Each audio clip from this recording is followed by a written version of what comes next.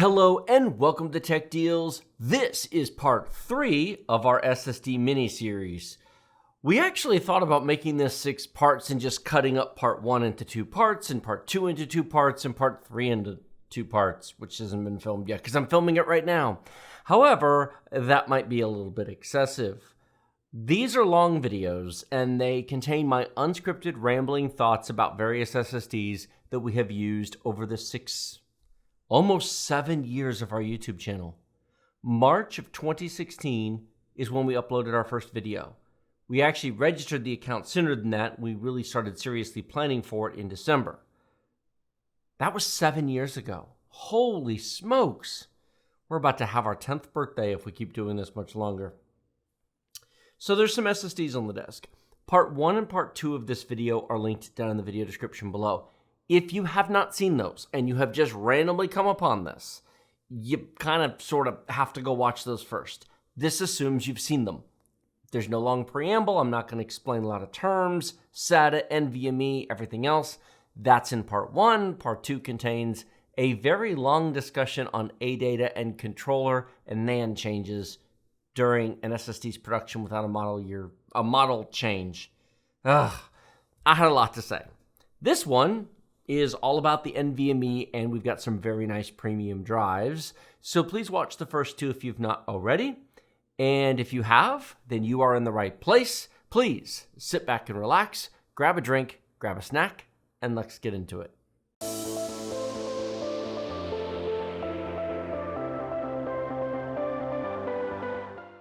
Today's video is brought to you by eWin Racing, the best source for gaming chairs and desks for those long gaming sessions. We have a playlist of our eWin chair and desk videos linked in the video description below. Save 30% off of everything using the discount code TechDeals. More details at the end of the video.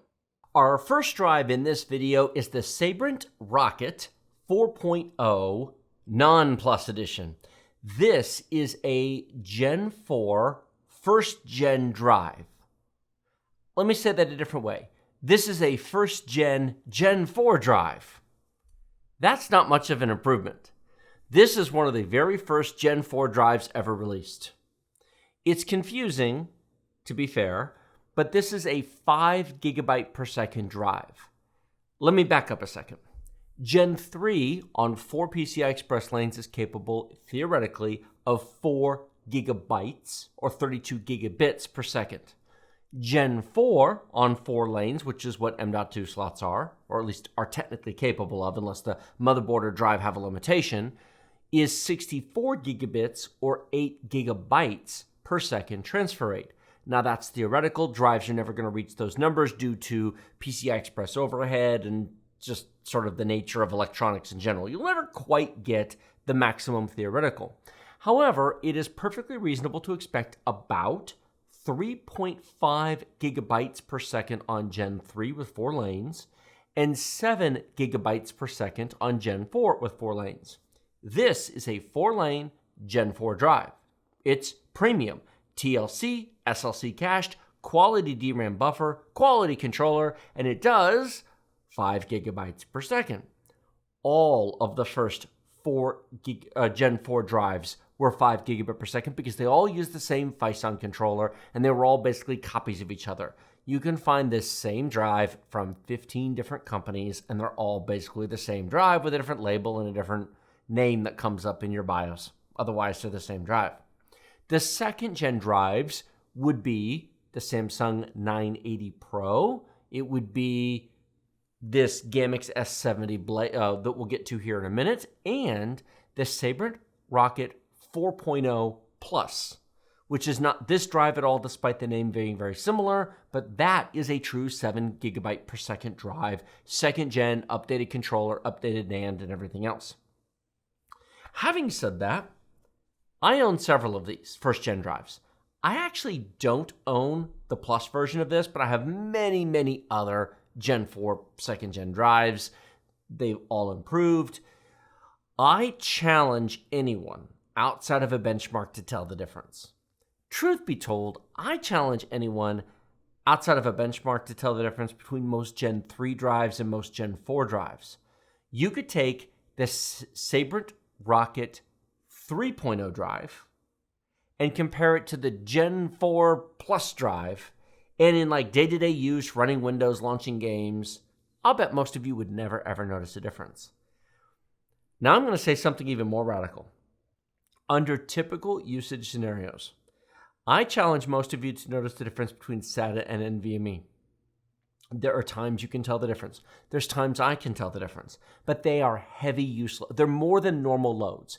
If I, for example, on one of our test benches, open up 5 different game launchers at once, I open up Battle.net, Steam, Origin, Uplay, etc., and they all start updating to SSDs all at the same time, even with a massively powerful processor, the better SSDs show a difference. But that is not typical and normal. Most people don't have 5 different game launchers updating 5 different games at once. I recognize that. In typical day-to-day scenarios where your computer is left on, the games can update over time in the background, I don't think it matters. So why do we have Gen 4 drives? For the benchmarks, because large, pretty numbers sell drives. Uh-oh. Tech just let the secret out of the bag. Apparently I'll never be sent any more SSDs. So here's the thing. It matters in corner cases. What really matters is random transfer rate.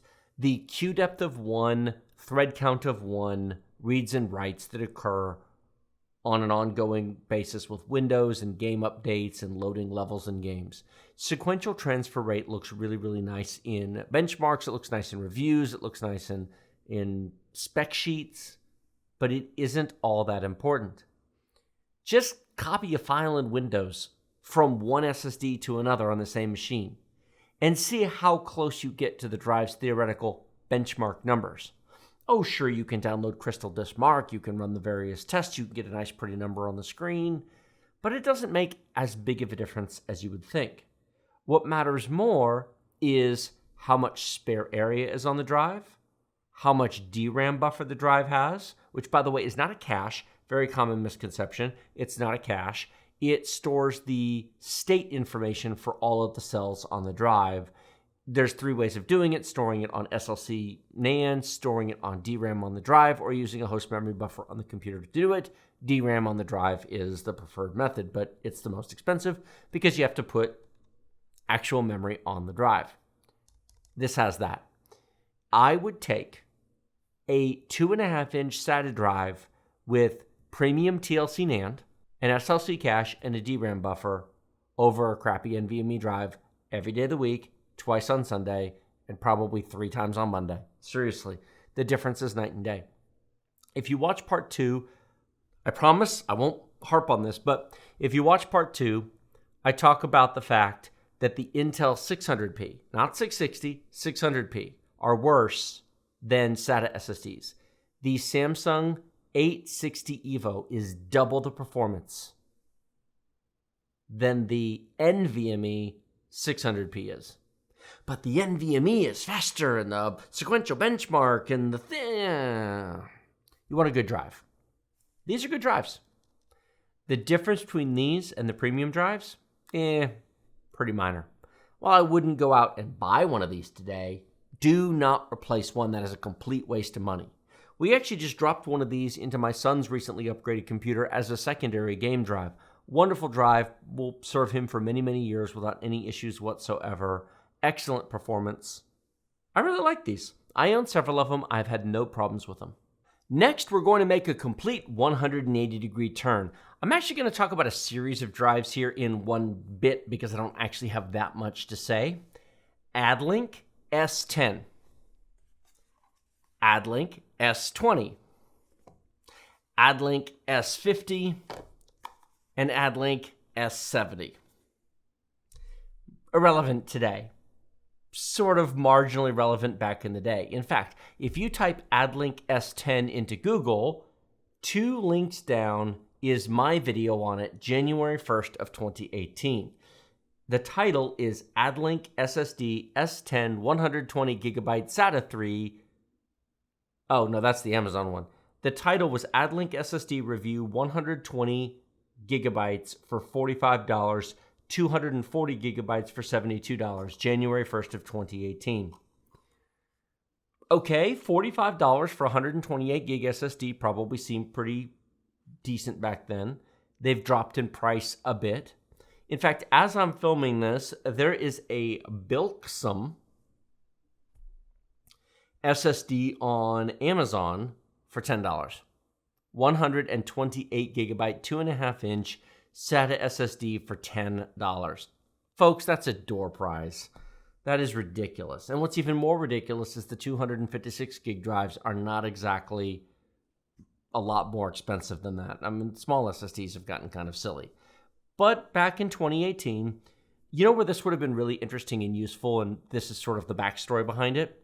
In 2018, there was still an interest in building used computers out of older like Dell Optiplexes or Acer Aspires or Lenovo Legions or other Office pre-builts. We did a bunch of videos on our channel covering $250 to $350 builds using i5 2400s, i5 3450s, i5 4440s and 4460s, Haswell and Haswell Refresh. Basically taking those machines, which at the time could be bought for about $100 on eBay, usually with 4 or 8 gigs of RAM.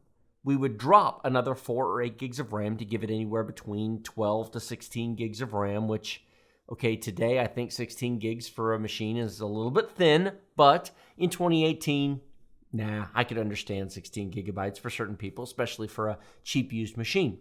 So you'd put together a machine with an i5 2400 or 3450, second and third gen respectively. You would get a small SSD because those machines either had a hard drive or no storage at all. If they had a hard drive, they had a 500 gig or a 1 terabyte hard drive. Maybe you'd put a 1 terabyte hard drive in for $50, but you don't want to boot from a hard drive because booting from a hard drive is just a miserable experience. For $45, you could get a 120 gigabyte SSD.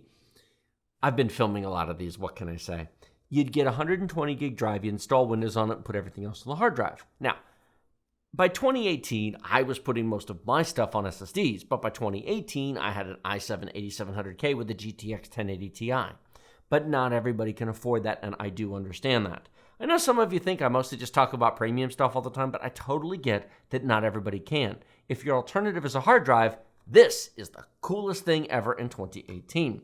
So you put it in a system like that, fine, great, you get a boot drive. If you can afford the 240 for a little bit more money, it is a cheaper price per gigabyte, but not everybody can, I understand that. The specifications? Well, I could read them to you off the back of the box, but I went searching on Google to try to find the specifications or find a written review with the numbers. And I found nothing, nada. Basically, this drive didn't exist. Adlink sent it to me, I put it in a video, I probably used it in something. I actually did have this up until recently. This drive left our possession 2-3 months ago. I didn't need it anymore. It was literally sitting on a shelf being unused, but it found a new home, so that's great.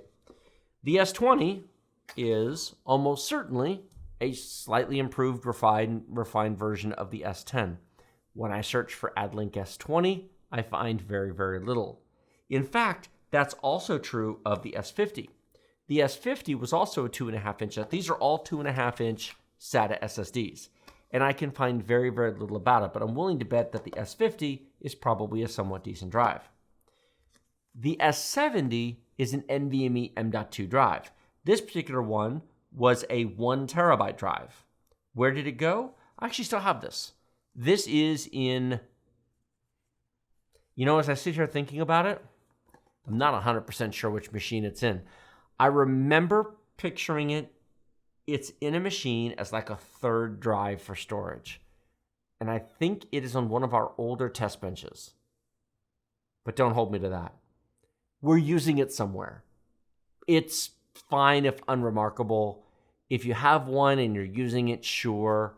Don't take it to a new machine. This sort of thing. A company like Adlink, they are one of those small little companies that just rebrands generically produced drives that come out of Taiwan or China, and they have third-party controllers and third-party firmware on them, and they're contract manufactured. There are many such SSDs like that. I'm not saying they're bad. I'm not saying they won't work. At the time, name brand SSDs like a Samsung were expensive. Today, in 2023, they're not, which kind of makes these sort of an old conversation. The interesting thing is, I don't actually know what happened to the S50 and the S20. Probably the S50 was a 256 gigabyte SSD, and the S20, that's also a 256 gig SSD. They went into something. I don't know where. I know we still have this one. I know this got given to somebody who needed an SSD. It beats a hard drive. I actually do know people who still boot to hard drives. I have actually offered SSDs to people who boot to hard drives. And I've been turned down. They're like, nah, it's fine. My computer's fine. I really should do an entire video on the whole my computer is fine scenario. Well, okay, yes, it's fine. If you're happy with it, sure, great, 2 thumbs up to you.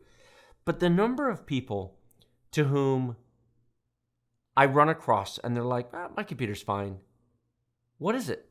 They tell me what it is. Oh, dear, good Lord, please replace that. Why? Because that thing is an ancient pile of junk. They look at you like you just insulted their child. But when I do get them to upgrade, almost universally, once or twice occasionally people are underwhelmed. Those people are weird. Almost universally, like 95 times out of 100, people have this reaction. That was instant. Yeah, that was instant.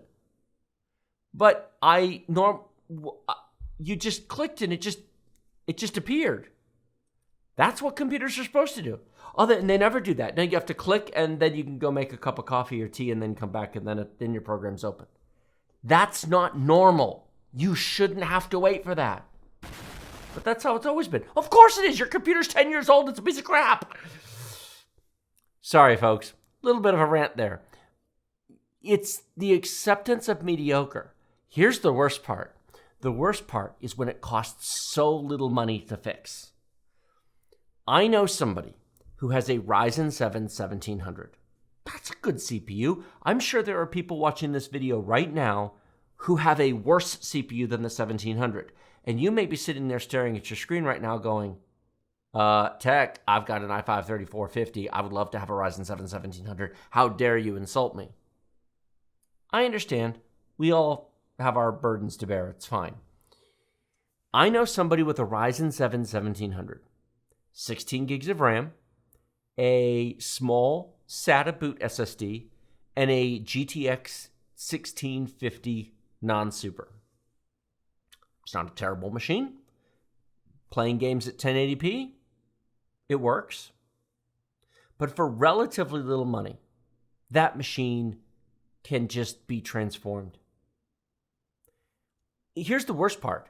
That's actually somebody I know personally that I'm willing to give a deal on parts to. It's like, I've got an extra 16 gig kit of RAM. I'll sell it to you cheaper than eBay prices. I mean, I will make you a deal for a couple of pizzas.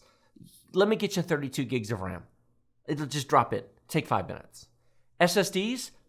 I have SSDs. Here, let me give you a 1 terabyte NVMe SSD for a couple of pizzas. I mean, something. Anything just to demonstrate that, free is, I'm almost allergic to the words free. But I am willing to do it for token money because, sure, I have extras. The video card. Have you looked at what GTX 1650 video cards are worth? 150? 170 on eBay? Used, which is insane. Nobody should be paying that, but they are. Okay, tell you what. I've got a lovely RTX 2060 that I'm not using. Those are worth maybe $100 more than your current graphics card. For all of you watching, go look up the performance difference between a GTX 1650 non-super and an RTX 2060. And then ask me if for $80, $90, you would make that upgrade. You're going from 4 to 6 gigs of VRAM, and you're going to a lot more performance. The CPU. Ryzen 7 5700X CPUs can be had for around $180. You can sell a Ryzen 7 1700 for about $85. It's $100. Fun fact, the 5700X is outright double the performance of a 1700.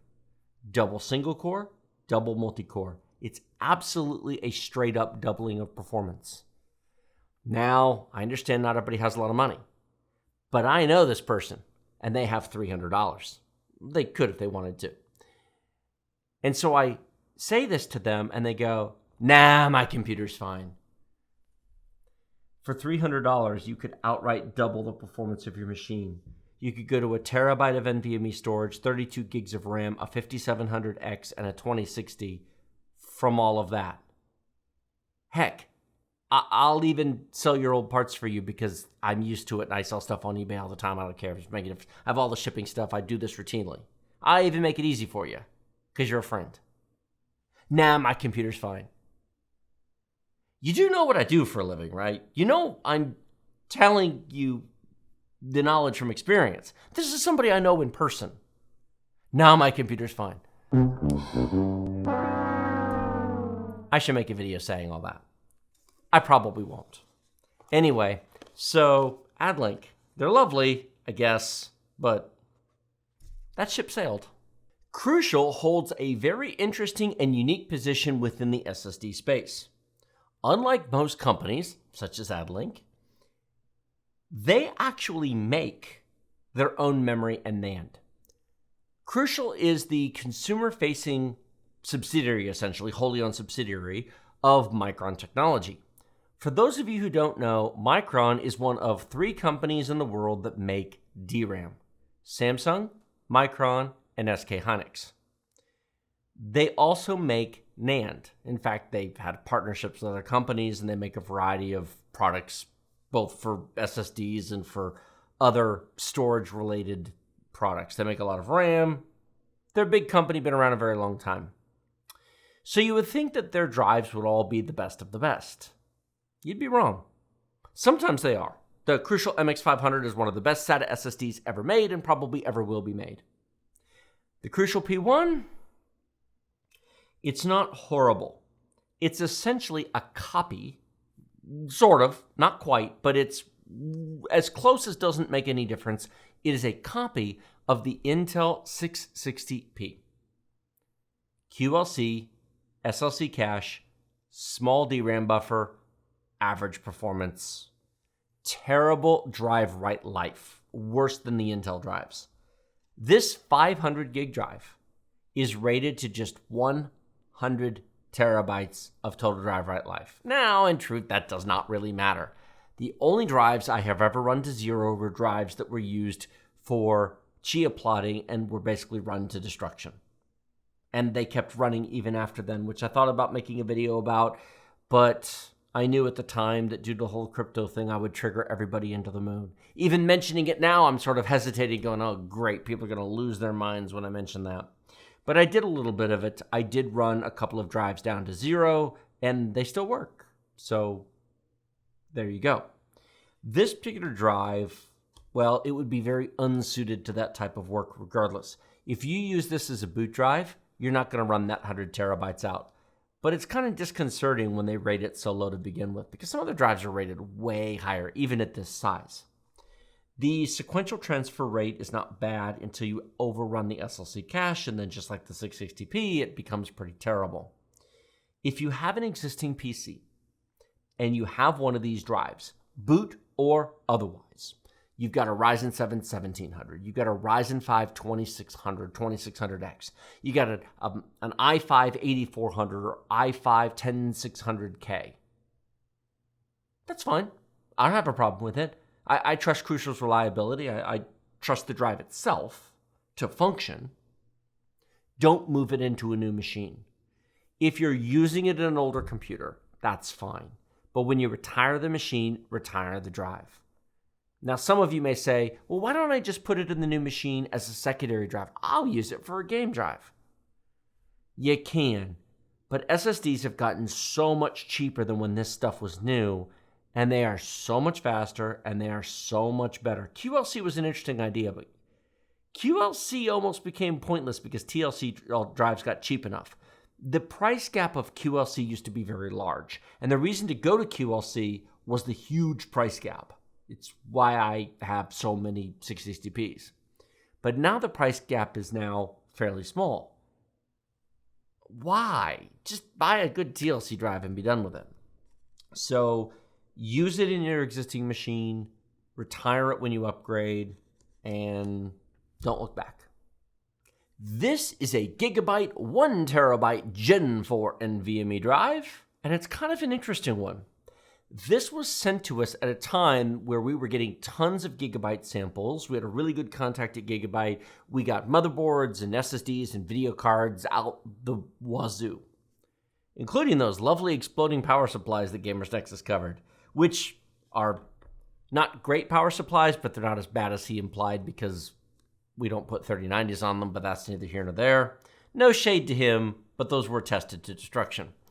The Gigabyte power supplies isn't what Gigabyte is known for, though. And the Gigabyte cases, oh my lord, speaking of cases, Gigabyte sent us a case. I can say this now because A, Gigabyte doesn't really send us anything, and B, our contact isn't there anymore.